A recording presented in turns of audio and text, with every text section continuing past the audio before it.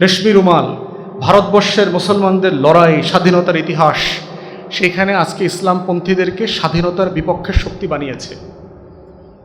অথচ এই মাটির স্বাধীনতা ইতিহাসের সাথে ওলামায়ে কেরামের রক্ত আগামী 50-100 বছর জীবন দেওয়ার পরেও মানুষের রক্তের সমান হবে না। কোনো দিন এই আমাদের পুরান ঢাকায় জগন্নাথের সামনে ভিক্টোরিয়া পার্কে বুড়িগঙ্গার তীর ধরে 3,000-3,500 ওলামায়ে কেরামকে একদিনে ফাঁসি দিছে আমবাগানের কাছে ঝুলায়া, কামানের ভিতরে মুসলমান আলেমদেরকে ঢুকায়া ওইটা বোমার মতো করে মারছে। সেই ওলামায়ে কেরাম, সেই ইসলামপন্থী জনগোষ্ঠী স্বাধীনতার আন্দোলনের ইতিহাস জানে না বলে সে কনফিডেন্স পায় না। ভারত স্বাধীন হয়েছে আজকের মোদির পূর্বপুরুষের রক্তে না, ভারত স্বাধীন হয়েছে আমার আপনার পূর্বপুরুষের রক্তে। পাকিস্তান রাষ্ট্র আজকের পাকিস্তানিরা বানায় নাই, আমরা বাংলার মুসলমানরা, বাংলার নমশূদ্র, নিম্নবর্ণের হিন্দুরা মিলে বানাইছিলাম। অতএব আমার মাটির মুক্তির লড়াই অসম্ভব ধরনের সমৃদ্ধ, অসম্ভব রকমের সমৃদ্ধ। এইটা যখন আপনি বুঝবেন, আপনি কনফিডেন্স পাবেন, আপনি তখন বাংলাদেশি, আপনি তখন বাঙালি, আপনি তখন মুসলমান, আপনি তখন হিন্দুস্তানের মানুষ, প্রত্যেকটা পরিচয়ের ভিতরে আপনি কনফিডেন্স পাবেন। আল্লাহর রসুলের 4 খলিফার 3 জন শহীদ হয়েছেন। কাদের হাতে? কাফের মুশরিকদের হাতে। কাফের মুশরিকদের হাতে শহীদ হয়েছেন। আল্লামা আজিজুল হককে যারা গ্রেফতার করছেন, যিনি হুকুম দিছেন, যিনি চার্জশিট দিছেন, যিনি জেলে নিছেন, যিনি ধরে নিয়ে গেছেন, যারা অত্যাচার নির্যাতন করে ওনাকে রক্তাক্ত করছেন, এরা কারা? কলেমা পড়া লোকজন না? তাহলে আপনি যদি এই 1400 বছরের ট্যাগলাইনটা না বোঝেন যে কেন 3 জন খলিফা শহীদ হইলেন মুসলমানদের হাতে, আর কেন আমাদের ওস্তাদদের ওস্তাদকে এই সময়টাতে এসে রক্তাক্ত হয়ে জেলে শুয়ে থাকতে হয়েছে, এর ট্যাগলাইন আছে না? সব তো মুসলমানদের হাতে হয়েছে। তাহলে জঙ্গে জামাল, জঙ্গে সিফিন, এটা কি শুধু আপনি শরিয়া পড়ে এটার মেক সেন্স করতে পারবেন? যেই লোকটার কাছে কোনো না কোনো ফর্মে প্রতি সপ্তাহে কারো না কারো কাছে যাওয়া লাগে, ওলামায়ে কেরাম না? অথচ সেই সমাজে সবচেয়ে অসম্মানিত, অমর্যাদা, নিগৃহীত, সবচেয়ে কম টাকায় জীবনযাপন করে কারা? মানে এটা একটা ডাইকোটমি না, একটা কন্ট্রাডিক্টরি বিষয় না? যার কাছে সবার যাইতে হয়, যার কাছে সবার টাকা আছে, জন্মের আগে থেকে, বাচ্চা হওয়ার আগে থেকে, বিয়ে শাদী থেকে টাকা আছে, একদম মরা পর্যন্ত না, মরার পরে দোয়া মাহফিল করার পর্যন্ত টাকা আছে, সেই লোকটার সমাজে কোনো ইনফ্লুয়েন্স নেই। আজান দেওয়ার হুকুম যিনি দিছেন, লোক পাঠানোর দায়িত্ব কে নিছেন? সে নিছে না? তাহলে এই যে আপনারা আজান দেন আর গত 1400 বছর ধরে লাখ লাখ লোক আপনাদের ডাকে সাড়া দেয়, সেই মানুষগুলোকে পৃথিবীর সাথে কানেক্ট করা, শরিয়ার সাথে, কিতাবের সাথে, আল্লাহ রসুলের সাথে কানেক্ট করবার দায়িত্ব কি আমাদের ওলামায়ে কেরামরা আসলে পালন করছেন? আমাদের প্রত্যেকটা মহল্লায় একাধিক মসজিদ আছে, কিন্তু সেই মহল্লায় ইসলাম প্র্যাকটিসের অবস্থা কি? আপনাদের কি পরিমাণ ক্ষমতা আছে আপনাদের, কিন্তু সেগুলোকে আপনারা কাজে লাগাচ্ছেন? এই প্রশ্নগুলো কিন্তু আপনাদেরকে করতে হবে যদি আপনারা নেতৃত্বে আসতে চান সমাজের।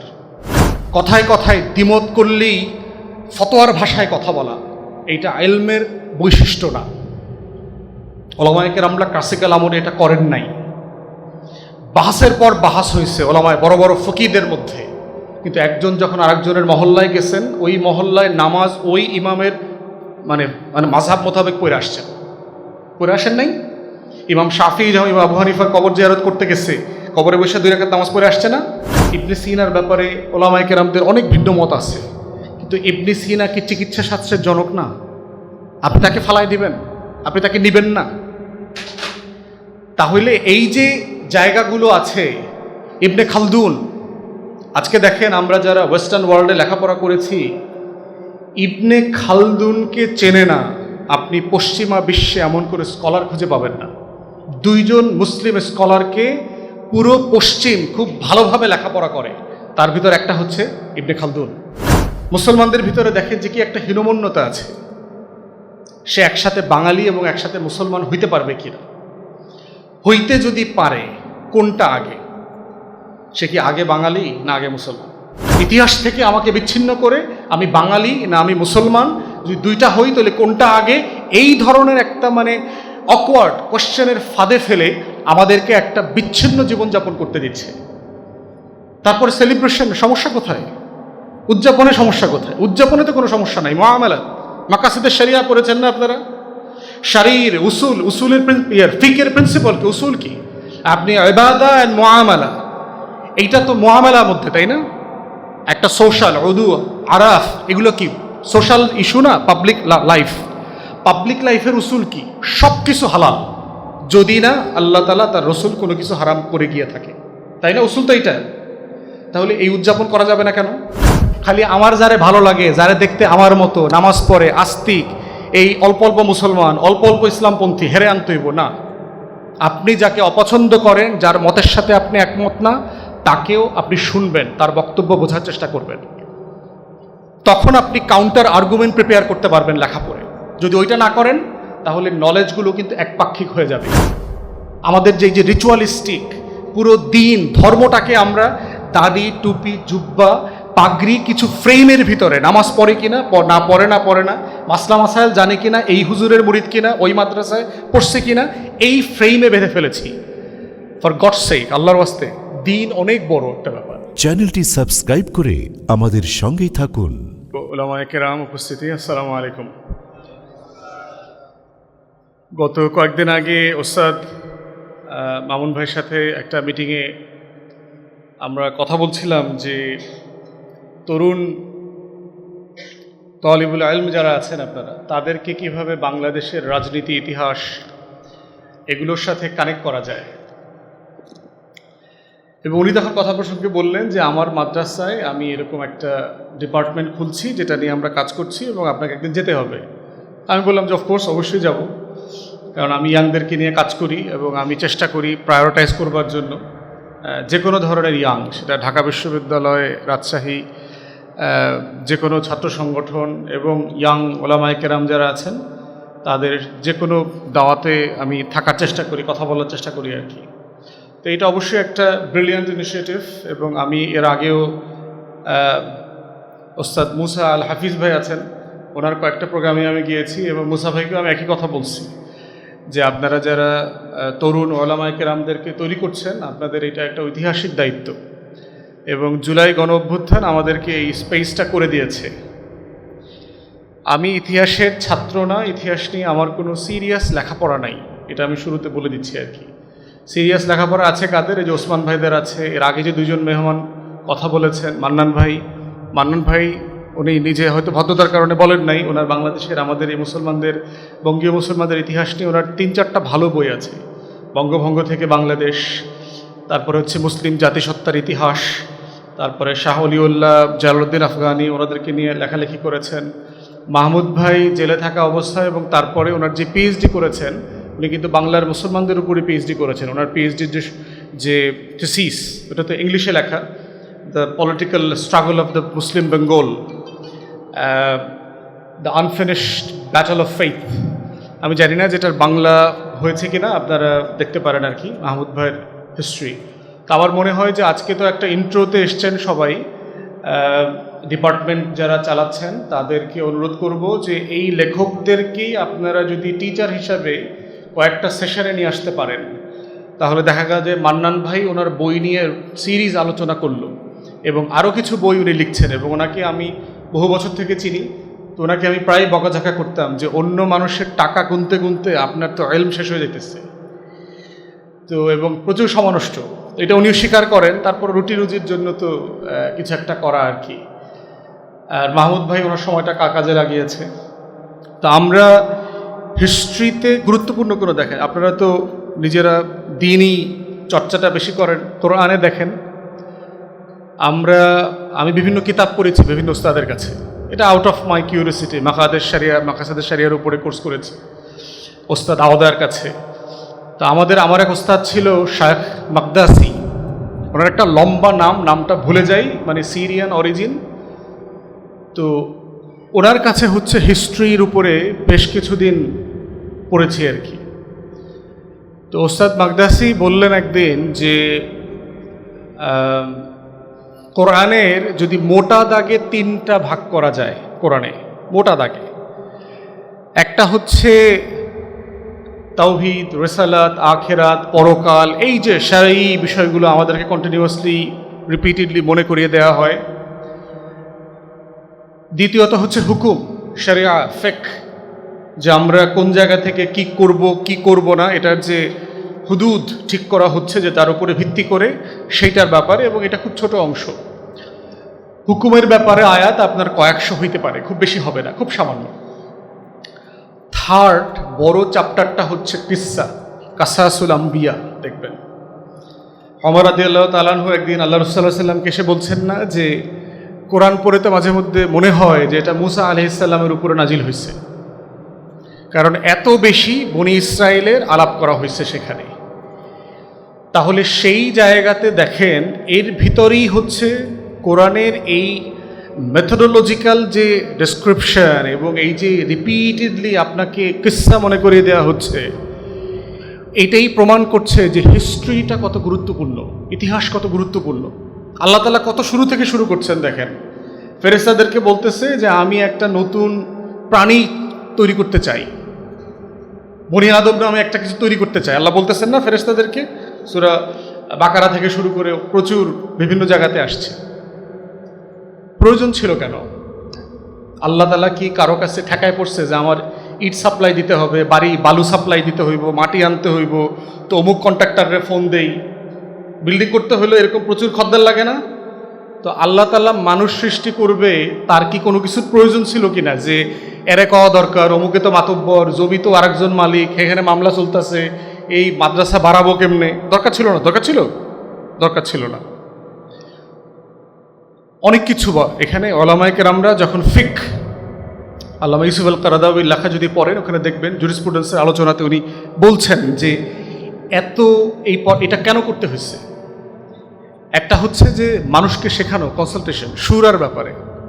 দ্বিতীয়ত হচ্ছে ইনফর্ম করা, যে আমি শেষে এসে বলতেছেন না কনভারসেশনে যে আপনি এটা কেন তৈরি করবেন, এরা দুনিয়াতে গিয়ে মারামারি কাটাকাটি করবে, রক্তপাত করবে, আপনার জিকির করার জন্য তো আমরাই আসি, বলতেছেন না ধারাবাহিক কনভারসেশন।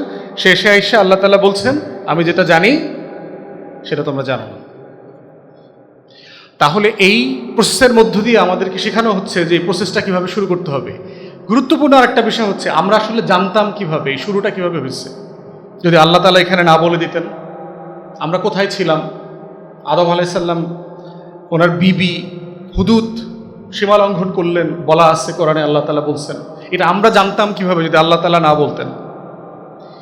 এবং বনি আদম দেখবেন একই ভুল বারবার করে, এই জন্য দেখবেন যে প্রত্যেকটা নবী আলাইহিস সালামের গল্প যখন বলছেন, কিসসা যখন বলছেন, শেষে গিয়ে দেখবেন একটা ট্যাগ লাইন আছে। যারা সাংবাদিকতা করেন দেখবেন ট্যাগ লাইন বলে দেয়, নিশ্চয়ই শয়তান তোমাদের প্রকাশ্য শত্রু। খেয়াল করে দেখছেন? ইউসুফ আলাইহিস সালামকে বিপদে ফালাইলো, বিপদে ফালায় আল্লাহ তাআলা কি বলতেছেন? শয়তান তোমার শত্রু। আদম আলাইহিস সালামকে দুনিয়াতে পাঠায় দিলেন, বলতেছে শয়তান তোমার প্রকাশ্য শত্রু। প্রত্যেকটা বিপদের সময় খেয়াল করছেন, প্রত্যেকটা পরীক্ষা, নবীদের উপর ঝামেলাগুলো যেগুলো আসছে, প্রত্যেকটা জায়গাতে একটা গল্প বলে, একটা কনভারসেশনে একটা মোরাল থাকে। আমি ইংল্যান্ডে আপনার মাস্টারি করছি, স্কুলে কলেজে লেখাপড়া করার পাশাপাশি আর কি। তো স্টোরি বুকে দেখবেন, আমরাও ছোটোবেলায় যত গল্পের বই পড়ছি, দেখবেন একটা গল্প থাকে, গল্পের শেষে গিয়ে কি থাকে? শিক্ষা লেখা থাকে না? লেসনটা কি?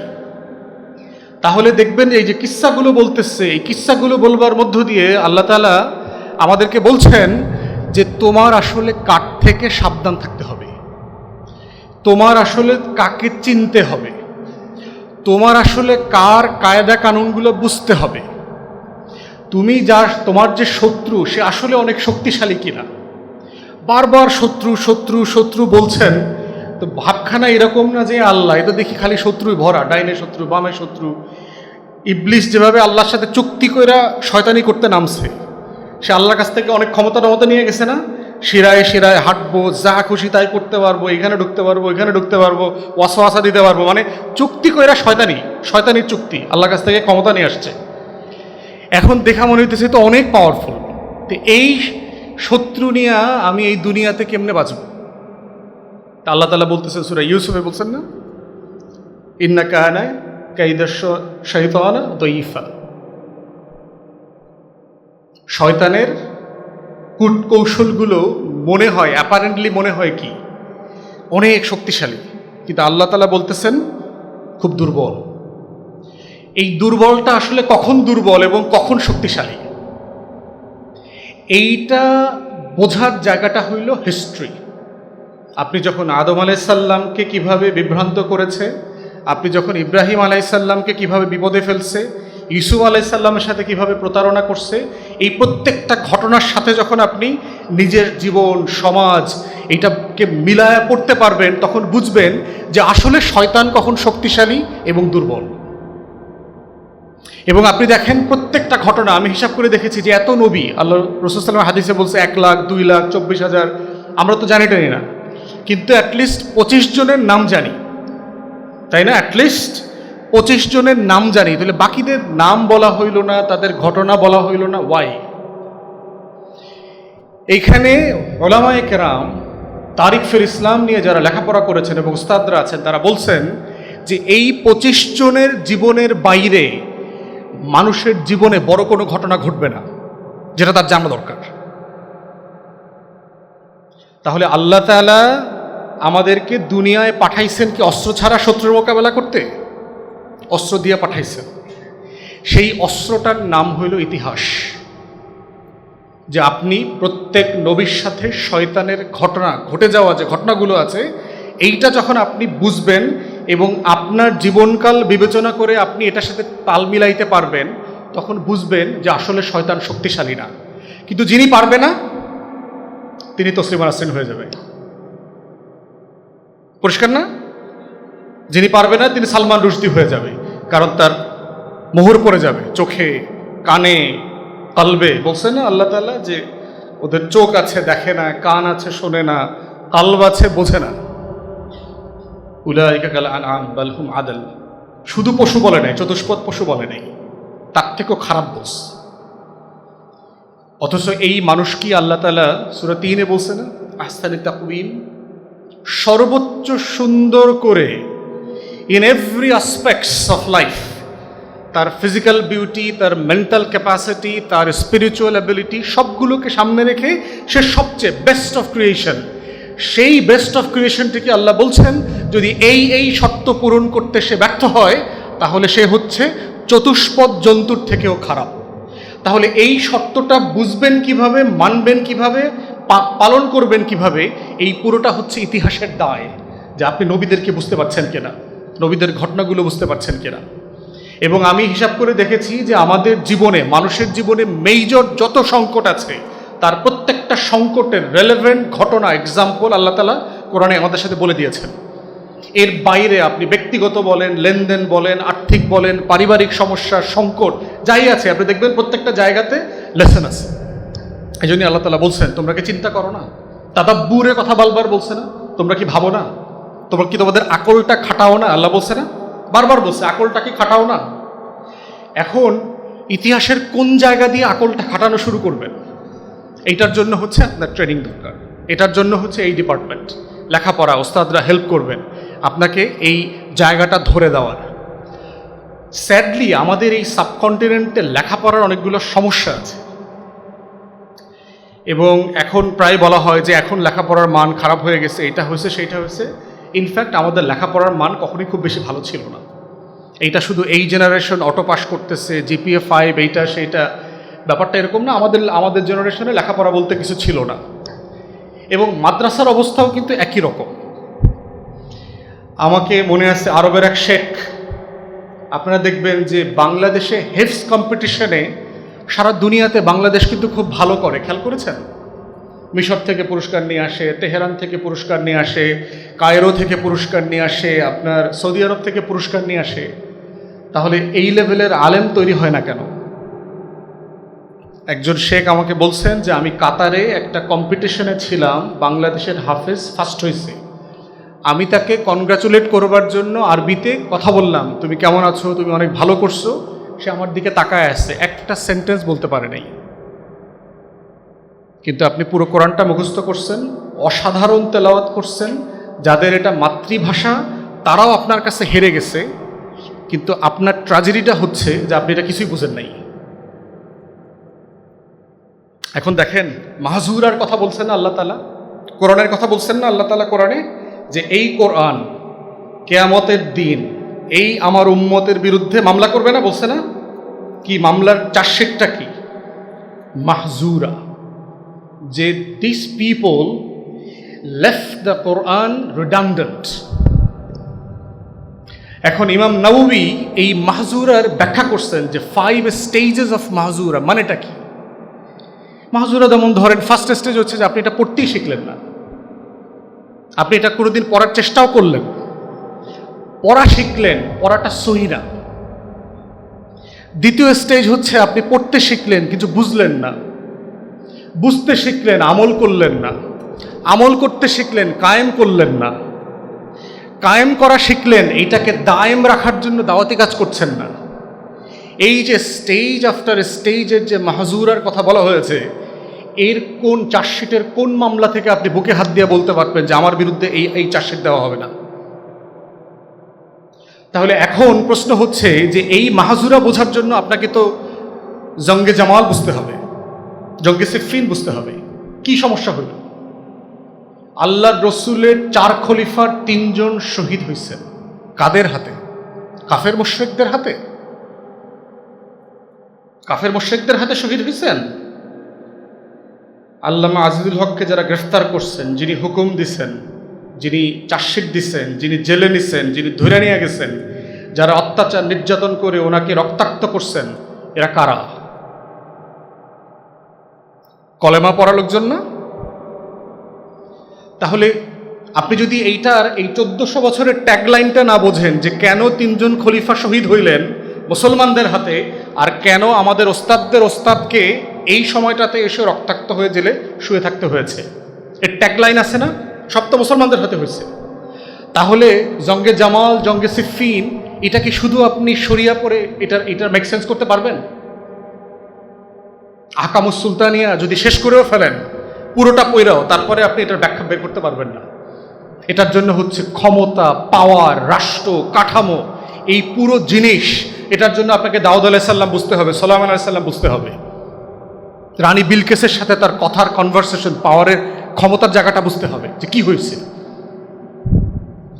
তো সেই জায়গাটাতে আমরা বারবার দেখতে পেয়েছি যে আমাদের যারা ওলামায়ে কেরামরা আছেন, এবং আপনার মাঝে মধ্যে আলেম ওলামাদের উপর আমাদের রাগ উঠে কেন দেখেন, এই সমাজে সবচেয়ে সমাজ ঘনিষ্ঠ, তৃণমূল ঘনিষ্ঠ পেশা কোনটা বলেন?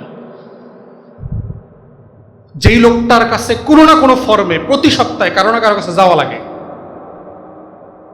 ওলামায়ে কেরাম না? অথচ সেই সমাজে সবচেয়ে অসম্মানিত, অমর্যাদা, নিগৃহীত, সবচেয়ে কম টাকায় জীবনযাপন করে কারা? এটা একটা ডাইকোটমি না, একটা কন্ট্রাডিক্টরি বিষয় না?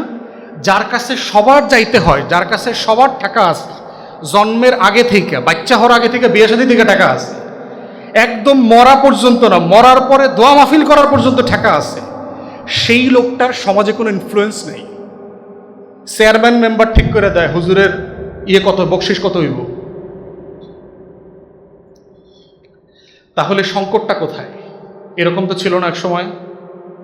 আমি এর আগে আপনার হেফাজতের একটা প্রোগ্রামে বইলা ওলামায়ে কেরামদের খুব সমালোচনার মুখে পড়ছিলাম যে ওই তুর্কি সালতানাতের সম্রাট সুলতান সুলাইমানের সময় মসজিদের ইমামের বিজ্ঞাপন নিয়ে আমাকে তো হুজুররা পাগল বানায় ফালাইছে যে তারা নাকি শরিয়া ফিকের কোনো কিতাবে এই জিনিসই পায়নি।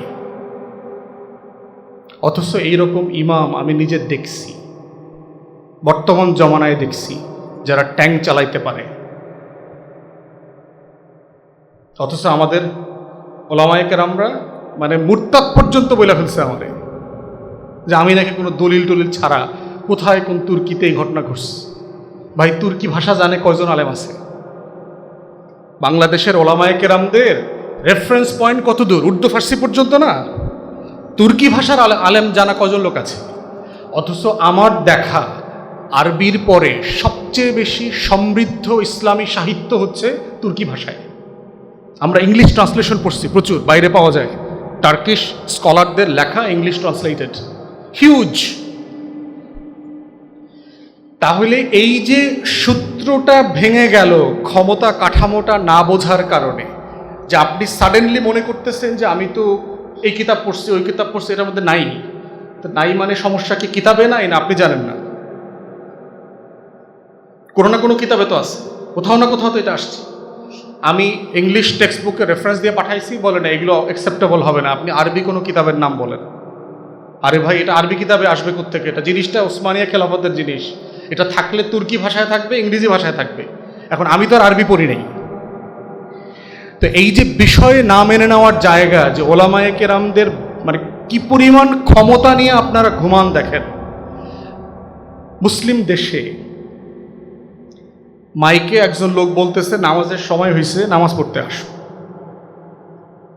লাখ লাখ লোক চলে যেতেছে না?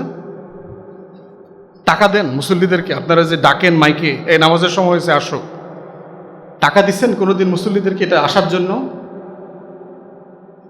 একদম ইব্রাহিম আলাইহিস সালামের মডেল না? পরিবারকে মক্কার মধ্যখানে আল্লাহ তাআলা বলছে তুমি এখানে রাইখা চলে যাও, যেতে বলছে না? আর যাওয়ার সময় কি বলছে? আজান দিতে বলছে। তোমার ঘরের সফরত জিয়ারতের জন্য আজান দিতে বলছে না ইব্রাহিম আলাইহিস সালামকে? ইব্রাহিম আলাইহিস সালাম কি বলছে? যে আল্লাহ, চারপাশে তো জনবসতি নাই, মানুষজন নাই, আজান দিলে আসবে কে? আজান দেওয়ার হুকুম যিনি দিছেন, লোক পাঠানোর দায়িত্ব কে নিছেন? সে নিছে না? তাহলে এই যে আপনারা আজান দেন আর গত 1400 বছর ধরে লাখ লাখ লোক আপনাদের ডাকে সাড়া দেয়, সেই মানুষগুলোকে পৃথিবীর সাথে কানেক্ট করা, শরিয়ার সাথে, কিতাবের সাথে, আল্লাহ রসুলের সাথে কানেক্ট করবার দায়িত্ব কি আমাদের ওলামায়ে কেরামরা আসলে পালন করছেন? আমাদের প্রত্যেকটা মহল্লায় একাধিক মসজিদ আছে, কিন্তু সেই মহল্লায় ইসলাম প্র্যাকটিসের অবস্থা কি? আপনাদের কি পরিমাণ ক্ষমতা আছে আপনাদের, কিন্তু সেগুলোকে আপনারা কাজে লাগাচ্ছেন? এই প্রশ্নগুলো কিন্তু আপনাদেরকে করতে হবে যদি আপনারা নেতৃত্বে আসতে চান সমাজের। এর বাইরে কোনো নিজেদের সমালোচনা করা ছাড়া, সেলফ ক্রিটিক্যাল হওয়া ছাড়া, আমার ফেইলিওর কি, এইটা ছাড়া আপনি কোনোদিন কিছু করতে পারবেন না। ওমর রাদিয়াল্লাহু তাআলার বিখ্যাত কথা আছে, দেখবেন যে আল্লাহর কাছে জবাবদিহিতার আগে নিজের নফসের কাছে নিজে জবাবদিহিতা করতে শেখো, যে আমি আসলে ঠিক করছি কিনা। কথায় কথায় দ্বিমত করলেই ফতোয়ার ভাষায় কথা বলা, এইটা ইলমের বৈশিষ্ট্য না। ওলামায়ে কেরামরা ক্লাসিক্যাল আমলে এটা করেন নাই। বাহাসের পর বাহাস হয়েছে ওলামায় বড় বড় ফকিদের মধ্যে, কিন্তু একজন যখন আরেকজনের মহল্লায় গেছেন, ওই মহল্লায় নামাজ ওই ইমামের মানে মানে মাযহাব মোতাবেক পড়ে আসছেন, পড়ে আসেন নাই? ইমাম শাফি যখন ইমাম আবু হানিফার কবর জিয়ারত করতে গেছে, কবরে বসে 2 রাকাত নামাজ পড়ে আসছে না? ওনার ছাত্ররা জিজ্ঞেস করছে, ওস্তাদ আপনি তো এটা বিশ্বাস করেন নাই, এটা তো আপনার মাসলা না। বলে না, এটা আমার ওস্তাদের সম্মানে আমি ওনার মাসলাটা আমল করলাম। সেইখানে আমাদের মধ্যে ন্যূনতম ইখতিলাফ আমরা সহ্য করতে পারছি না। ইখতিলাফ না থাকলে নলেজ তৈরি হবে কিভাবে বলেন? আমরা সবাই সব বিষয়ে একমত, তাহলে আর ইলমের দরকার আছে কিনা? ইলমের দরকার নাই তো। ক্লাসিক্যাল টাইমে এই জন্য দেখবেন যে আপনার মুতাজিলাদেরকে নিয়ে আমাদের ইমামদের অনেক শক্ত মতবাদ আছে, শক্ত মতামত আছে। ইমাম গাজ্জালী রহমতুল্লাহ আলাইহি থেকে শুরু করে অনেক সিরিয়াস বক্তব্য আছে। কিন্তু এটাও সত্য যে আপনি ইসলামের যে ক্লাসিক্যাল যুগে মুসলমানদের জ্ঞান বিজ্ঞান চর্চার যে পিক টাইম ছিল, সেই পিক টাইমটা কিন্তু মুতাজিলাদের একটা বিশাল কন্ট্রিবিউশন ছিল।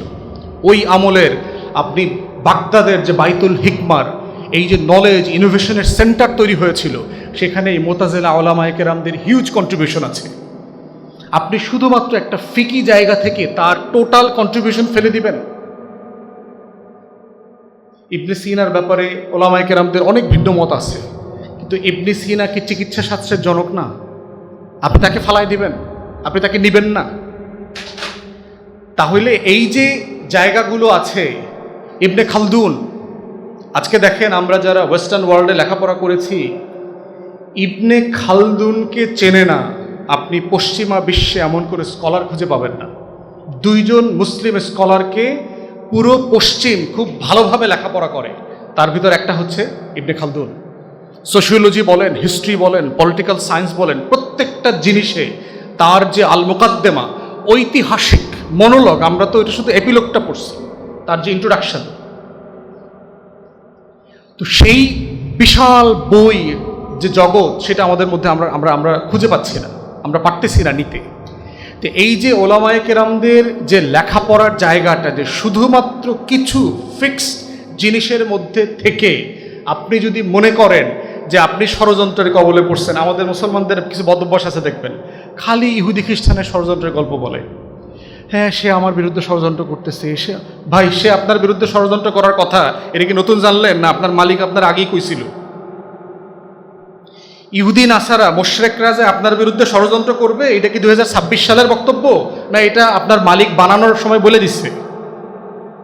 তা আপনি এটা নিয়ে কান্নাকাটি করেন কেন? খালি দেখবেন এইখানে এখানে ষড়যন্ত্র চলছে, এইখানে ওই ভাই এটা ষড়যন্ত্র, ওইটা ষড়যন্ত্র। ভাই তাহলে আপনার কাজটা কি? চারদিকে সব ষড়যন্ত্র, তো আপনারে আল্লাহ বানাইছে কেন? আপনার জিহাদটা কোথায়? আপনার জিহাদ তো নিজেকে প্রিপেয়ার করবার জন্য, যে ওই ষড়যন্ত্রটাকে আপনি মোকাবেলা করবেন, আপনি ওইটাকে ওভারকাম করবেন। তো সেটা কিভাবে সম্ভব? মুসলিম বিশ্বে এই কাজটা কারা করতে পেরেছে? মুসলিম বিশ্বে যারা এম্পায়ার ছিল, সবচেয়ে সফল, longest serving empire in the world, অটোমানরা। পৃথিবীর ইতিহাসে সবচেয়ে লম্বা সময় ধরে মামলুক আর অটোমানদেরকে যদি যোগ করেন, 800-850 বছর ধরে তারা এটা করেছে। ইসলামিক জ্ঞান শাস্ত্রের হেন কোনো জায়গা নাই যেইখানে আপনার ওসমানীয় খেলাফত কাজ করে নাই। এই জন্য যারা আপনারা তহলিবুল ইলম আছেন, সিরিয়াসলি লেখাপড়া করতে চান, আপনাদের উর্দু ফার্সির পাশাপাশি তুর্কি ভাষা শেখা দরকার। ইটস এ হিউজ জ্ঞান ভাণ্ডার। যেহেতু আমরা ইংলিশের কলোনি ছিলাম, আমাদের সাথে তুরস্কের কানেকশনটা ব্রেক হয়ে গেছে, যুদ্ধে পরাজয় হয়ে গেছে প্রথম দ্বিতীয় বিশ্বযুদ্ধে। কিন্তু জার্মানিতে যারা থাকে, জার্মানরা দেখলাম টার্কিশদের সাথে খুবই কানেক্টেড, এবং জার্মানির মুসলমানদেরকেও দেখলাম তারা টার্কিশ হিস্ট্রি, অটোমানদের হিস্ট্রি, তার ভাষা, এর প্রত্যেকটা জিনিসের সাথে তারা ওয়েল কানেক্টেড, তারা ওই জায়গাটাতে আছে।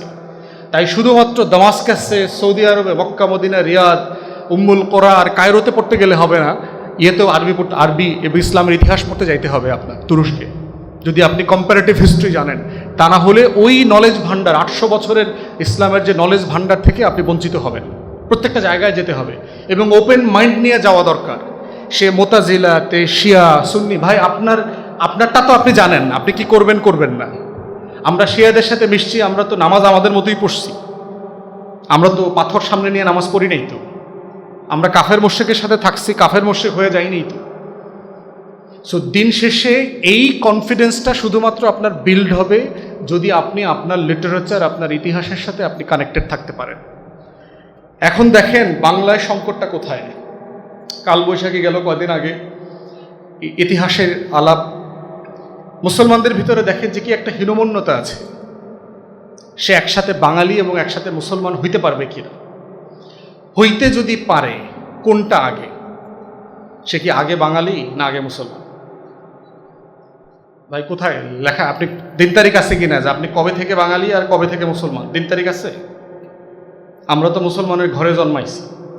আমার মনে আছে আমার এক বন্ধু, মানে ইংলিশ ফ্রেন্ড, সে মুসলমান হয়েছে। সে আমাকে বলতেছে একদিন যে তোমাদের এই যারা জন্মসূত্রে মুসলমান, তোমাদের সংকট হচ্ছে তোমরা জানো না তোমরা কবে থেকে মুসলমান। কিন্তু যে লোকটা খ্রিস্টান ছিল, অন্য ধর্মের ছিল, সে মুসলমান হয়েছে, সে জানে না সে কবে থেকে মুসলমান, সে কেন মুসলমান ওইটাও জানে। কিন্তু আমরা যারা বাপদাদার ঘরে জন্মায়া মুসলমান হয়েছে, আমরা কি দিন তারিখ জানি? তাহলে আপনি জানবেন কি আপনি আগে বাঙালি না আগে মুসলমান? দুইটাই সে একসাথে। আমরা কি ভাত আগে খাই না তরকারি আগে খাই? কোনটা আগে খাই? কোনটা খান? আপনারা কে কোনটা আগে খান? তাহলে আগে বাঙালি আগে মুসলমান, আপনি প্রশ্নটাকে না চ্যালেঞ্জ করবেন? এই প্রশ্নটাই তো আপনার একটা ফাঁদ। ওলামায়ে কেরাম ইসলামপন্থী জনগোষ্ঠীকে এই ফাঁদের ভিতরে ফেলে দিছে। আমরা আগে বাঙালি, আর ভাই আমার গায়ের চামড়া বলতেছে আমি বাঙালি, গায়ের চামড়া বলতেছে না, চাইলে কি অস্বীকার করা যাবে? তাহলে আপনি তো এই বঙ্গ এলাকার মানুষ, কে পাঠাইছে এখানে? আপনার কোনো হাত ছিল? এই গরিব কালা কাদা মাটির ভিতরে আপনারে পাঠাইছে, রংটাও মাটির মতো না, যে পাঠাইছে সেই তো আপনারা হেদায়েত দিচ্ছে, সেই আপনারে মাছও খাওয়ায়, ডাইলও খাওয়ায়, নামাজও পড়ায়। একসাথেই হয়েছে, কোনো পার্থক্য নাই তো এটার ভিতরে। তাহলে আমরা এই বাঙালি মুসলমানে আনার ভিতরে এই ডাইকোটমির ফাঁদে কেন পা দিব? পা দিচ্ছি এই কারণে, আমার জ্ঞানের অভাবের কারণে। দেখেন, জাতির জনক নিয়ে প্রচুর আলাপ আছে। বঙ্গীয় জনপদের জাতির জনক হচ্ছে সুলতান শামসুদ্দিন ইলিয়াস শাহ। কিসের ভিত্তিতে? এখন আমরা আবার জাতির জনক বললেই আমাদের ইব্রাহিম সাল্লামের কথা মনে পড়ে। আবার এটার মধ্যে ঝামেলা আছে কিনা, প্যাচ আছে কিনা, না কোনো প্যাচ পোস নাই, ওইটাও সত্য, এগুলো সব সত্য। এগুলো পলিটিক্যাল সেন্সে বলা হয় যে আপনি ফাউন্ডার, প্রতিষ্ঠাতা। যেমন ধরেন এই মাদ্রাসাটার জনককে, এই মাদ্রাসাটার এই জনকটা মানে কি, এই মাদ্রাসাটার উদ্যোক্তাকে, কে এইটা দায়িত্ব নিয়ে এটা করলেন, আয়োজন করলেন, জমি জমা কিনলেন, মামুন ভাই করছে। এখন ওনাকে যদি মাদ্রাসার জনক বললেন, সাথে সাথে ইব্রাহিম সাল্লামের কথা মনে করার দরকার নাই তো। এগুলো পলিটিক্যাল সেন্সে, ফাউন্ডিং সেন্সে, উদ্যোক্তা সেন্সে, কে কাজ করেছেন, কতটুকু অবদান আছে, সেই অবদানের সেন্সে এগুলো আলাপ করা হচ্ছে। তো সেইখানে দেখেন বঙ্গীয় জনপদ, এই যে সুলতানাত, সুবা বাংলা বলতে যা বুঝাই আমরা, বাংলা, বিহার, উড়িষ্যা, এই পুরোটা মিলায়ে যে একটা সুলতানাত ছিল, এই সুলতানাতের হাতে খড়ি হইছে মুসলমানদের হাতে। এইটাকে একসাথে করছে সুলতানি আমলের সুলতানরা, শামসুদ্দিন ইলিয়াস শাহ। তাহলে এই মাটিতে জন্মাইছেন, এখানকার সবচেয়ে বড় এম্পায়ার, মানে সাম্রাজ্যের মালিকানা ছিল আপনাদের। তাহলে সেইখানে আপনার এটা ওন করতে সমস্যা কোথায়? খিলজি বংশ, স্বাধীন সুলতানাত, মোঘল। দ্বিতীয়ত দেখেন ভাষা, বাংলা যে একটা ভাষা, এটা এবং এটা যে সংস্কৃত না, সেইটাকে আলাদা করে পৃষ্ঠপোষকতা কে করেছেন? বাংলাকে ভাষা আকারে সাহায্য, সহযোগিতা, পৃষ্ঠপোষকতা করেছেন শামসুদ্দিন ইলিয়াস শাহ। লেখকদেরকে বাইতুল হিকমার মডেলে, বাগদাদের মডেলে বাংলা ভাষা, সংস্কৃত ভাষার লেখকদেরকে একসাথে করে টাকা দিয়া বাংলা কবিতা লেখাইছে, বই অনুবাদ করাইছে। রামায়ণ, গীতা, মহাভারত এগুলো অনুবাদ সংস্কৃত থেকে অনুবাদ করছে কারা? কার টাকায় করছে? মুসলমান আমলে হয়েছে, মুসলমানদের টাকায় হয়েছে, ট্যাক্স পেয়ারদের টাকায় হয়েছে। তাহলে বাংলা ভাষাটা হারায় যাইতো যদি শামসুদ্দিন ইলিয়াস শাহ থেকে শুরু করে সুলতানি আমলের এই আমাদের শাসক গোষ্ঠী এই ভাষাটাকে যদি পৃষ্ঠপোষকতা না করত। তাহলে সেই ভাষায় সাহিত্য চর্চা করতে আপনার হীনমন্যতা কেন? কেন আমাদের আলেম ওলামায়ে কেরামরা, আমাদের ইসলামপন্থী জনগোষ্ঠী এটাকে ওন করে না? আল্লাহ তাআলা কি বলছেন? সূরা রুমে যান, বহু জায়গাতে আছে। গায়ের রং, ভাষা, জনপদ, কাকে কোথায় পাঠাবে, গোত্র, বংশ, এগুলো সব কে সৃষ্টি করছে? তাহলে সংস্কৃত ভাষাটাই হিন্দু ব্রাহ্মণরা তাদের কিতাব লেখে, তাদের ধর্মীয় গ্রন্থ লেখে, কিন্তু ওই সংস্কৃত ভাষাটার মালিককে? কে বানাইলো এই ভাষাটা? সংস্কৃত ভাষাটা আল্লাহ বানায় নাই?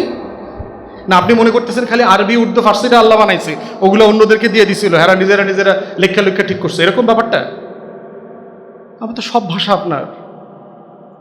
যদি আল্লাহর কিতাব সংস্কৃত ভাষায় নাজিল হইতো, আমরা নামাজ পড়তাম না ওই ভাষায়? গুনাহ হইতো? তাহলে এখন ওই বইটা পড়লে গুনাহ হবে কেন? আল্লাহর বানানো জিনিস। তাহলে এই যে বাংলা ভাষার পৃষ্ঠপোষকতা করলো। Third, Bangla calendar. আমি এটা নিয়ে গত কয়েক বছর ধরে কথা বলছি, দেখতেছেন হয়তো বাংলা নববর্ষ নিয়ে। ক্যালেন্ডারটা আসছে কোত্থেকে? আকবরের সময় হয়েছে, মুঘল এম্পায়ার।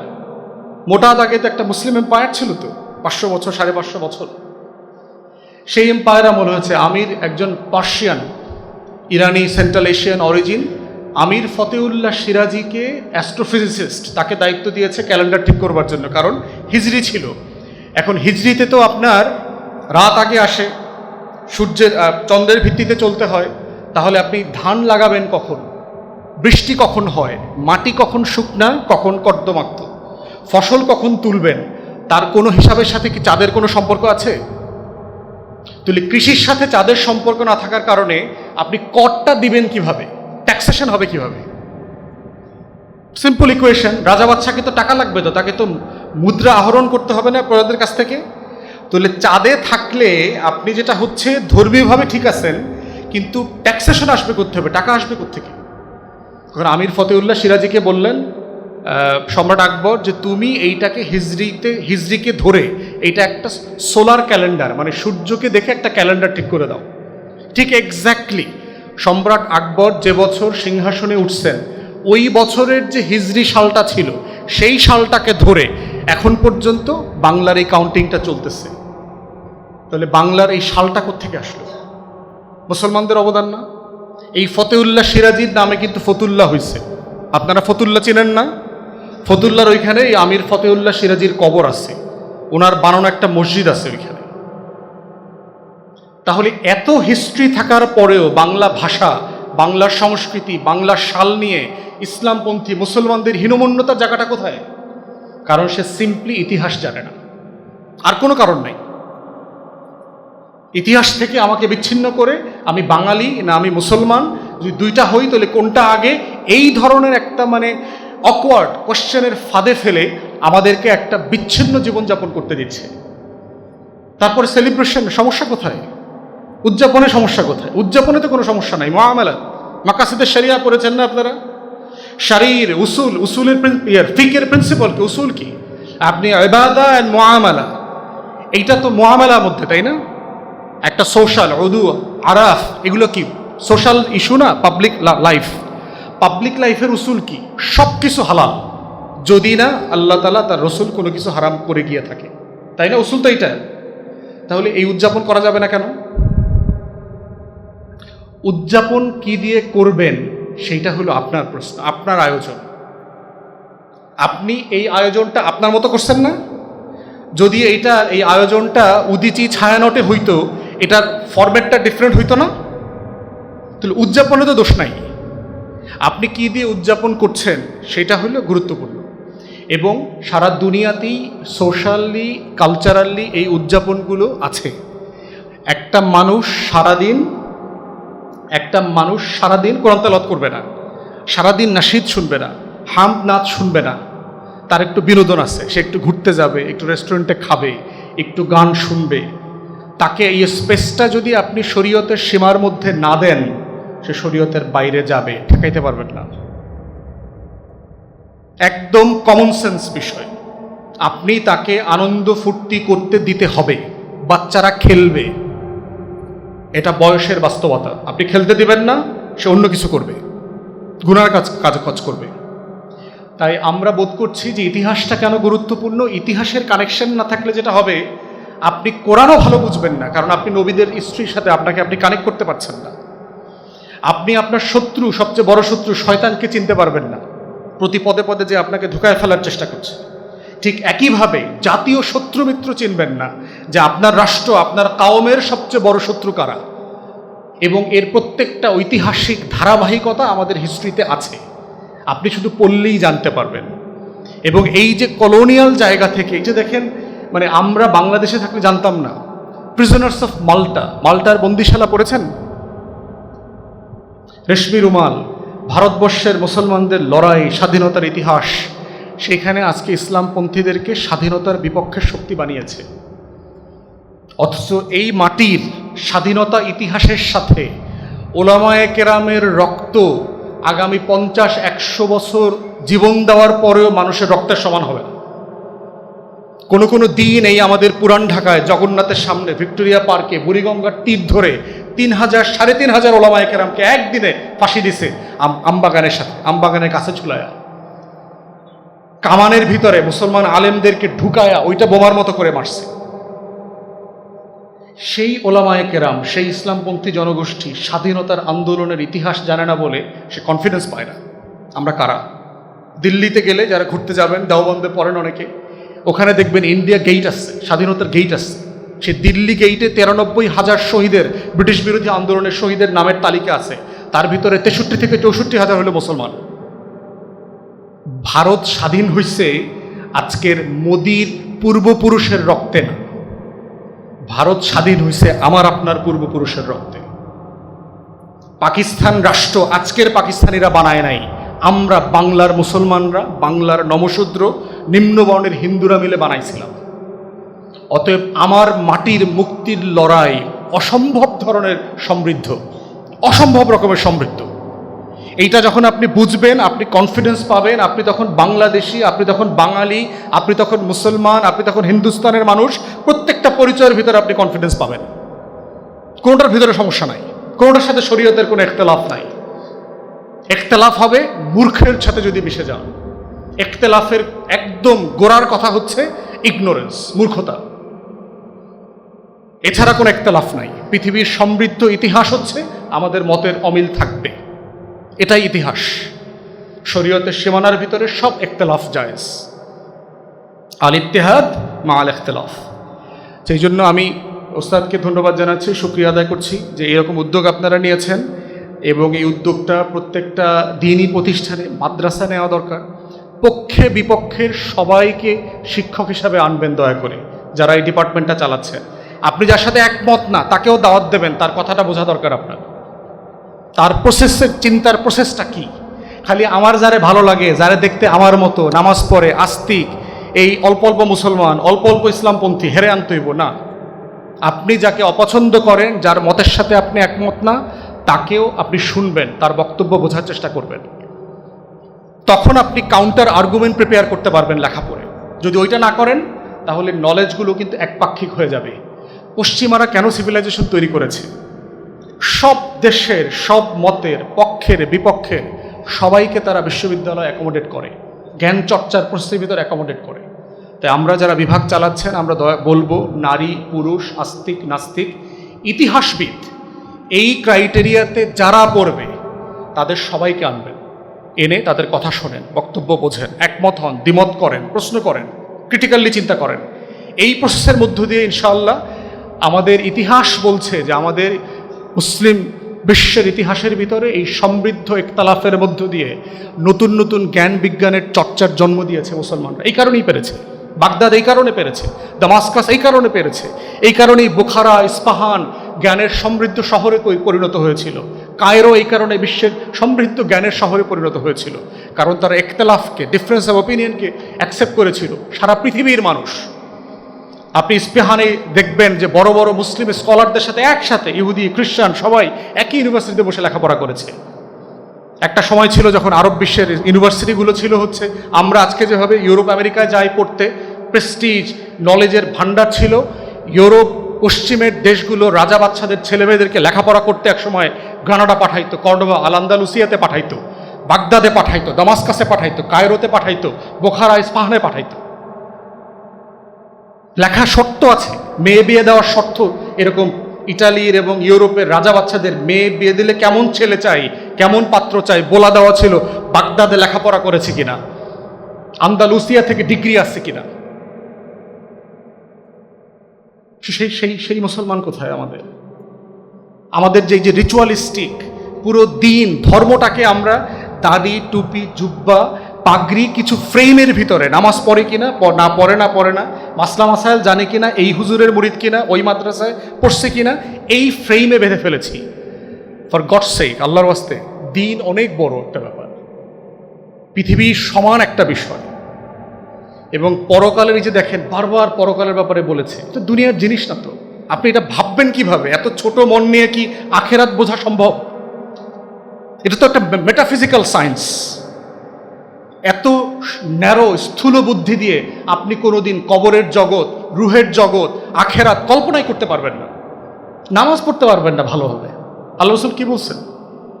এমনভাবে নামাজ পড়ো যেন তুমি আল্লাহকে দেখতে পাও।